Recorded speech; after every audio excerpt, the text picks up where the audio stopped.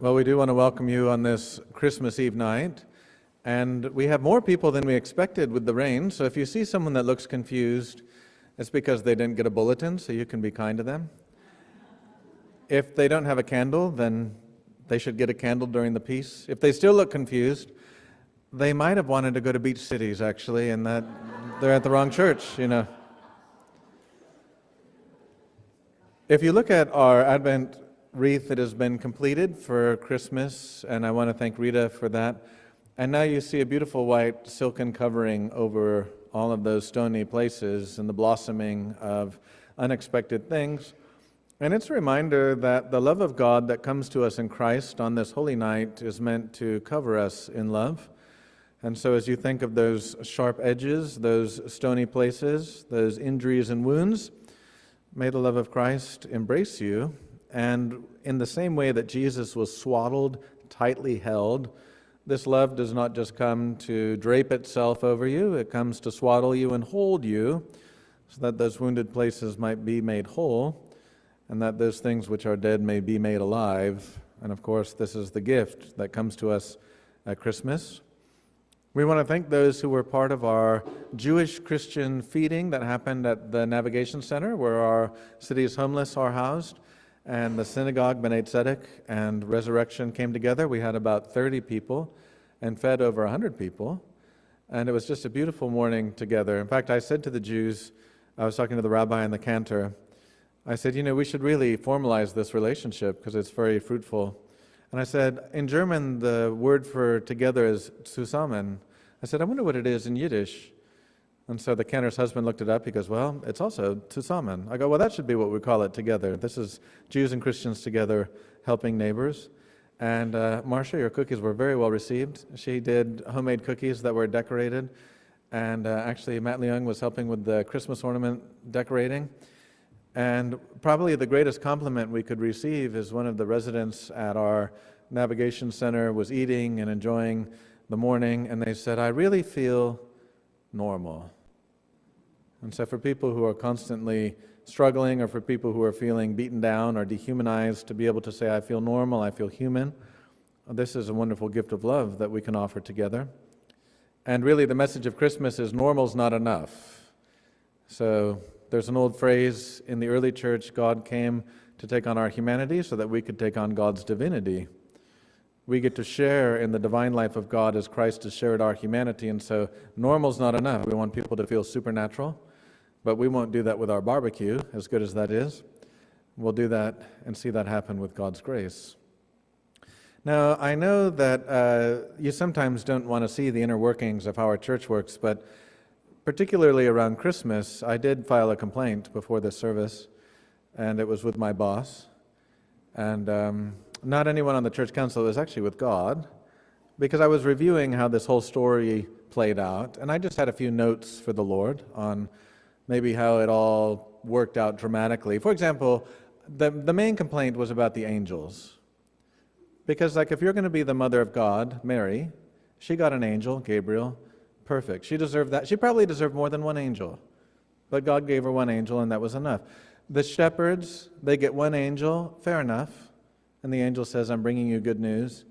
And then they're like, okay. And then all of a sudden, every angel just appears to the shepherds.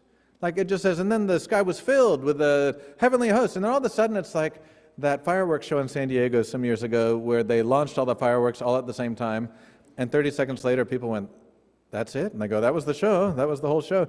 The shepherds get all the angels. And it's just not fair, because we want some angels too. But we don't get the angels. And Mary and Joseph don't get the angels. The baby Jesus doesn't even get an angel. All the baby Jesus gets are these shepherds who show up looking for him in the manger. And of course, this might be part of the task of Christmas, is that God's pathway toward our supernatural destiny isn't going to be the work of angels, it's going to be the work of each other. The shepherds and their experience. It's funny because it says, and after all these angels, literally the sky is just filled. We can imagine maybe from one angel to 1,000,000 angels, just literally angels everywhere. And then it said, and then the shepherds said to each other, let us go and see.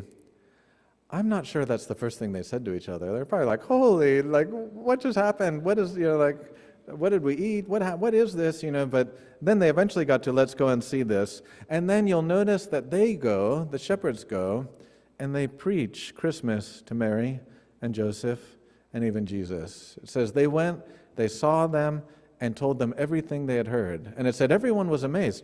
But everyone probably was Mary, Joseph, Jesus, and maybe some family members. Because they're staying at the house, they're staying down where the animals stay. It's sort of like if you have a garage where you keep all your most precious possessions, this is where they kept all their animals so they won't get stolen or injured. It was actually an important room in the house, but there's no room for the Holy Family. And the other people who might have been there are the people who looked at Mary going, well, look who's here, Miss Pregnant Teen Mom, and her stupid husband that just, I guess, is going to go along with this. All the insinuation, all the gossiping, all the negative talk. That's why I think it says, and then Mary heard everything the shepherds said, and she treasured it in her heart. She didn't have to defend herself. The shepherds did. And they didn't even know they were doing that. They just came and said, Christmas has happened to us. So we can say Christmas happens two times. Christmas happens when Jesus is born, like Christmas objectively happened as this event. But then Christmas keeps happening again and again and again to the people who get called into the story, who then become preachers of this night. And so my hope for you and my goal for you, though I will not be grading you at any point, is that you will have this shepherd's experience of Christmas, where Christmas will move you, mean something special to you, and then you might even have that special task of sharing the word back to the people who even started Christmas, like a Mary, like a Joseph, like a young mother, like someone we had lunch with at the Navigation Center, like a stranger, like someone who's sick, someone who's aging. And this is part of the important work of Christmas, because they go and share the message, and then they go and praise. And so the shepherds literally go back to shepherding. And when we had our children's pageant at the 6 o'clock, at least they took the sheep with them to Bethlehem. I think otherwise the shepherds just left all the sheep, and they're like, what? Where are you going? And then they come back, and they're changed, but their circumstances aren't changed. They're still shepherds. The sheep haven't changed. And so the circumstances of your life, you are literally probably going to go back where you came from 45 minutes ago. You might go step back into something. Maybe you had an argument before you came, or there's still work to be done, or whatever. The dog got into the eggnog, or whatever happened at your house. Our dog didn't get in the eggnog because we would not allow that to happen. That's too precious. But you're going to return to where you came from. And you're going to be with the people you were with before. Those shepherds were with the sheep, but now the shepherds have been changed because they are now bearers of this word and bearers of this message, which is they're now sharing the light of Christmas. And they're sharing it by their actions, they're sharing it by their praise. And so think about the horizontal and vertical aspects of your Christmas celebration. You're going to be interacting with others who can experience this gift of light, and you can also look up to heaven and offer God a word of praise on this night, a prayer of thanksgiving and gratitude. God did not have to choose this way to save us. This is why it's so remarkable that when the millions of angels show up to the shepherds, the sign isn't, and then you're going to go to Bethlehem, and there are even more angels, and even bigger angels. We're the lower angels, you're going to get the best angels. The only sign is a child, a human being. And this is God reminding us that the story of Christmas is a human enterprise. There were no other angels, because it was the shepherds, humans talking to a young mom and a young dad, looking at a baby and going, that's the one they told us about. It's this human experience. And so I hope that whatever happens in the next hours and days for you, that your Christmas experience will be covered in love, and that also it will be very human, and that maybe you'll even reconnect, or you'll find a deeper way, or there will be a moment of forgiveness, or a moment of humility, or a moment of gentleness, or a moment of just letting out the air. Because this night isn't just about the beginning of the shepherding vocation, it's also about the end of things. And so I want you to think on this night about what things may be ending because of Christmas. Ending for us, whether as a church, as a city, a county, a state, a nation, the world, whether it's individual things. And some of the things that are ending are things that need Christmas the most because they're not necessarily the good things that are ending because of Christmas that Isaiah talks about. But I can tell you, just from being in the first service, a marriage that's ending, a person who's dying, a loved one who's dying, someone who's going to an empty house because their spouse is gone, and all those Christmas traditions are now a source of grief rather than a source of joy. Christmas is announcing that when things have ended in ways we don't want or that cause us pain, There's going to be a soothing of that, a healing of that, a transforming of that. This is why in the prophet Isaiah it talks about things being taken and thrown into the fire. And if you imagine that little infant in the manger, his little heart is like this tiny little nuclear furnace that's just burning, and all of a sudden we're just going to start throwing all of this into the heart of Jesus, the infant Jesus, and he's going to be taking it, cleansing it, redeeming it, making it new, making sure that these loose ends are not going to be left loose forever. And then we hear about the joyful end that comes with Christmas. Because you'll notice what Paul read from Isaiah didn't say, and the people who walked in darkness, in the future they will see a great light. Isaiah says it already happened. They have seen a great light. And he doesn't say, and those who are rejoicing, they'll rejoice like those who are going to plant a crop and then, fertilize and do pest control and then deal with the rain and deal with this and that. It says they're like people who are joyful at the harvest. All the work is done. Now it's time to harvest and enjoy the harvest. And it's the other image that gets used is the military imagery of those who have gone to battle and now they're dividing the plunder.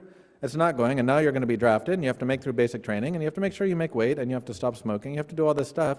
It's all done. Everything is done. Part of the Christmas work is God has finished something that needed doing.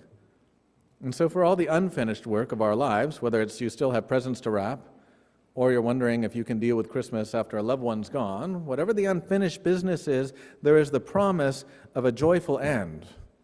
And whether it's the harvest or whether it's the rolling, the joy of laughter that comes with dividing plunder, God says the world in which human beings are coerced and frightened through violence and destruction and death, roll it all up. The boots trampled in blood, the garments rolled in blood, roll them up, throw them in the furnace of the baby's heart, watch them burn, and let that be the light of Christmas. The light that you are sharing, which is that shepherding gospel, is the announcement of this new beginning. Someday it will only be, the world will be all in all, says St. Paul, when it's just the fire of God's love. But for now, until we're there, we have all of these shepherds returning back to where they came from, announcing the good news. And we said this at the first service, and I'll say it again. Jesus is called Emmanuel, God with us. Jesus says, I came to save and not condemn. Jesus has faithfulness written in his DNA, as we talked about on Sunday. If the story of Christmas is not that news, that God has come to redeem, then even we in the church must continue to refine our speaking until we let everyone know there's nothing about tonight that's bad news. The world has enough bad news. You all have enough bad news. There are enough things that need to be covered and dealt with and healed. God isn't adding to our pain. God is coming to redeem and do nothing but redeem. And so for every aspect of our encounters with God, let them be toward healing, toward wholeness, toward fullness and light, trusting that we who see this child born will also see him die.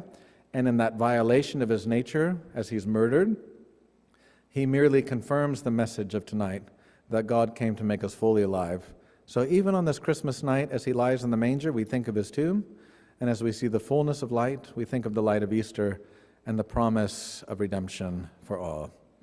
Amen.